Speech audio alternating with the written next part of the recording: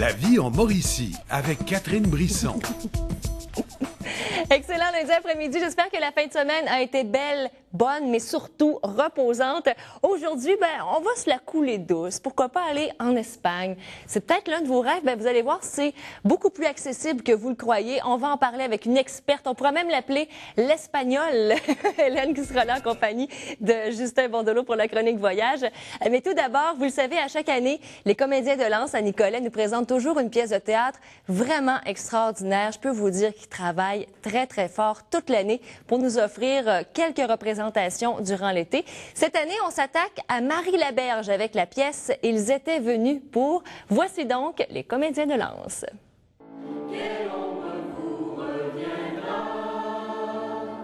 Bonjour à vous quatre. Bonjour. Vous êtes dans vos costumes d'époque parce que vous allez présenter cet été une pièce de Marie-Laberge. Et là, j'ai fait un petit préambule avec Val Jalbert. Ils sont venus pour. Et Camille, à toi l'honneur de nous expliquer un peu cette belle pièce qui retrace aussi une partie de l'époque du Québec. Oui, exactement. C'est, pour ceux qui sont natifs du lac Saint-Jean, le village a commencé au début du siècle. Oui. Puis c'est un village vraiment reconnu de haute technologie pour l'époque. Donc, c'est cette histoire-là qu'on raconte de 1902 à 1927 jusqu'au moment de la fermeture. C'est Marie-Laberge qui s'est inspirée de cette histoire-là pour monter ce texte avec 43 personnages qu'on joue avec beaucoup de bonheur. Camille, toi, cette année, tu as décidé d'être comédien, metteur en scène. C'est quoi cette année-là? Ça doit être complètement fou. Oui, je l'avoue, là, parce que là, il reste, je dirais, une dizaine de jours, une dizaine de répétitions, oui, mais cette pièce-là, moi, je l'ai montée en 81 avec Marie-Laberge. En plus! Oui. Donc, ça faisait longtemps que je voulais la remonter, puis je trouvais que c'était le moment idéal pour monter ça, parce que on est rendu à ce stade-là, puis je trouvais que la pièce, même si elle a été écrite en 78, est encore très d'actualité parce que c'est fermeture d'usine. Un rêve qui tombe à l'eau.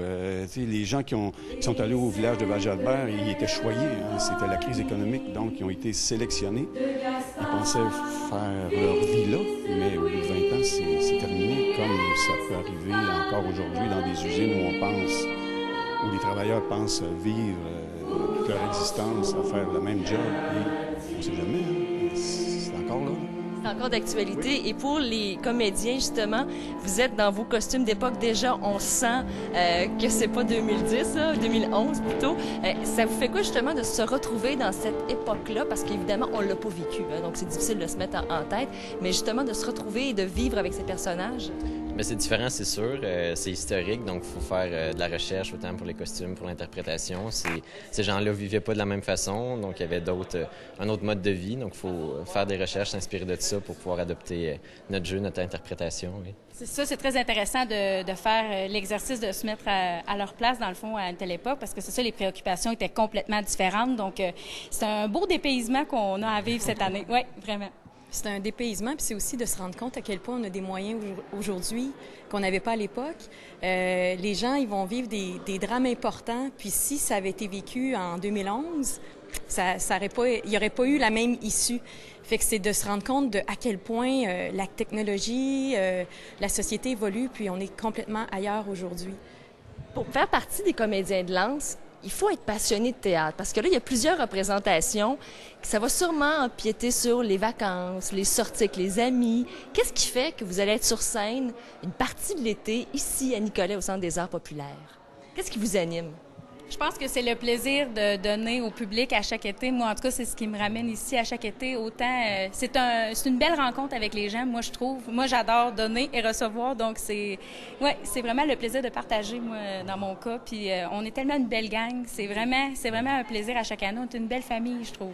Oui. C'est vraiment le groupe qui fait qu'on compte plus notre temps, puis c'est la passion qui embarque, puis on s'amuse sur scène, puis même si ça empiète sur nos vacances, c'est un plaisir à chaque fois, donc ça ne dérange pas du tout. Parce que vous êtes plusieurs à revenir année après année, finalement, et c'est la même chose pour la plupart des comédiens, je dirais. Oui. Régulièrement, il y a un noyau qui se tient d'une dizaine de personnes, puis il y en a qui quittent pour un an, qui reviennent, qui s'ennuient, qui reviennent au bout de 2 ans.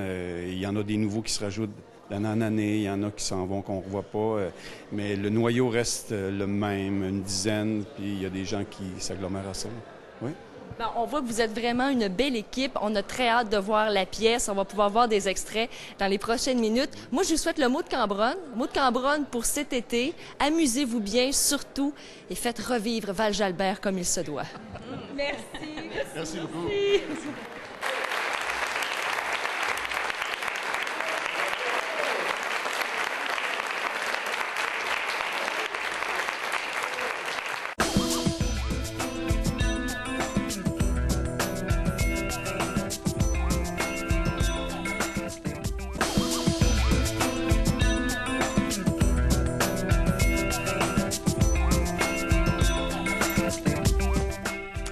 Ah, vous avez envie de vacances? Ben nous ici, à La Vie en Mauricie, c'est pourquoi tous les lundis, Justin Bordelot est là pour nous parler voyage, vacances. Et là, cette fois-ci, on s'en va en Espagne. J'espère que j'ai pas sorti mes castagnettes, mais presque. Justin Bordelot, et justement, on a une experte de l'Espagne qui est avec nous. Bonjour, Hélène. Bonjour, Catherine, ça me fait plaisir. Oui, moi aussi, Justin, tu peux amener de la belle visite comme ça quand tu veux. Hein? Oui, hein, c'est charmant. Mais justement, ce que je voulais apporter, c'est le meilleur de l'Espagne. Et c'est Hélène. Oui. Génial. Eh bien, je le prends. Mais ça fait plusieurs années, et c'est un coup de cœur aussi pour toi, Hélène, l'Espagne. Il y a plusieurs gens de la région qui viennent avec toi aussi et qui font de magnifiques voyages. Absolument. Ça fait déjà 10 ans que je suis en Espagne. J'habite là-bas. Je viens voir les gens de Trois-Rivières une fois par année, au moins un mois et demi, et faire des visites d'agences de voyage et tout ça, rencontrer mon monde. Et évidemment, mais sur la Costa del Sol, j'y suis pour accueillir nos clients, pour que les gens soient heureux, contents et surtout qu'ils se sentent en sécurité. C'est ça qui est bien important. Pour nous situer un petit peu, la Costa del Sol en Espagne, c'est le sud vraiment? C'est le sud et c'est 60 km de côte seulement. Hein, c'est 60 km, mais nous, où est-ce qu'on est, évidemment, où est-ce qu'on va parler plus, c'est la zone Barrondillo.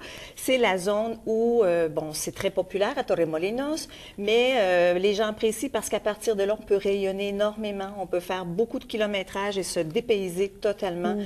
En ne serait-ce que 60 km, on est complètement dépaysé, donc les gens apprécient énormément ça. Et la Costa del Sol, donc, là, on voit des photos justement de l'endroit où on réside quand on achète le forfait. Qu'est-ce qu'on peut faire là-bas? J'imagine qu'il y a tellement de choses. C'est autant la gastronomie que la farniente.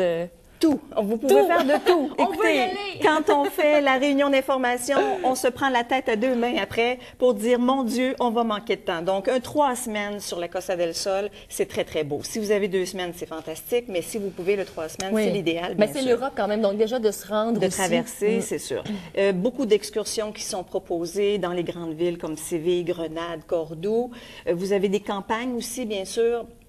Comme aller manger dans les familles, aller manger chez l'habitant, les gens apprécient beaucoup. Aller manger chez Maria, tout le monde connaît ça, ceux qui connaissent, on s'en va manger tous ensemble. En fait, il y a tellement de belles choses et aussi beaucoup, beaucoup de choses à faire par soi-même parce que on est bien situé et il y a des jardins botaniques, il y a une marina, une des plus belles marinas en Europe, Puerto Marina. C'est à 6 km de l'hôtel à pied tout en longeant la mer. Alors, le bon vin, la bonne bouffe qu'on prend. Les tapas. Oui, les tapas. Et après, ben écoute, on fait une belle marche de 6 km sur la promenade maritime pour faire fondre tout ça. Et on voit les couchers de soleil, tout ça, Et doit, voilà, ça oui. doit être magnifique. Les levées de soleil surtout parce que le soleil se lève devant l'hôtel le matin. Ah oui. Alors, il sort de la mer, c'est tout à fait magnifique. Et ça, on doit tomber en amour avec l'Espagne quand on sera là-bas, quand même. Je suis certaine, Oui, hein? vraiment. Écoutez, les gens tombent en amour et c'est après, c'est fini. C'est répétitif, année après année. Et on a toujours quelque chose à voir parce que des fois, le 3 semaines, justement, c'est pas suffisant. Il faut continuer, puis on revient. Puis je suis sur place, hein, c'est ce qui est important. C'est rassurant aussi d'avoir quelqu'un qui ça. parle notre langue aussi. Et puis, je suis votre compatriote, hein, Trois-Rivières. Je suis C'est Trois-Rivières, ça, donc on aime ça. voilà. Et vous savez que quand on a besoin, ben si vous avez besoin au niveau santé, c'est très important. Je sais qu'il y a des gens qui vivent des mauvaises expériences, mais on est là pour les aider. Après ça, des suggestions, un peu de tout qui sont faits sur le séjour pour agrémenter le séjour. C'est ça qui est important. Moi, mon but ultime, c'est que les gens soient contents, heureux. Ils ont un rêve, ils se sont fabriqués un rêve avant de partir et que la mission accomplie. Quand ils le retournent, ils se disent, mais mon Dieu, qu'on a donc aimé. Je comprends. Donc, il y a des départs d'ailleurs, Justin. Prochainement, si vous voulez vous préparer et surtout réserver, parce que j'ai l'impression que ça va partir vite. On a 2 départs groupes qui s'en viennent à l'automne. Donc, un premier qui quitte le 3 octobre pour un 3 semaines au Barandillo. Et on a aussi un départ le 23 octobre. Celui-là est 2 semaines sur la Costa del Sol et c'est combiné avec un séjour à Paris. Un court séjour, 3 jours. Bon, c'est bien, hein? Mais quand même, une petite saucette.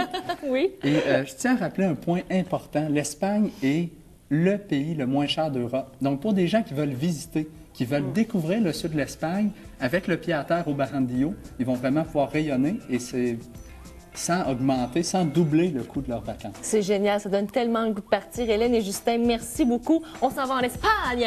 C'est parti! C'est parti, merci beaucoup. Ça fait plaisir, Bon Catherine. séjour chez Merci. vous, Hélène. Merci. Justin, on se voit la semaine prochaine. À la semaine prochaine. C'est ça. Portez-vous bien, vous. Et on se reparle, nous, demain, 13h30, pour une autre édition de La vie en Mauricie. Salut!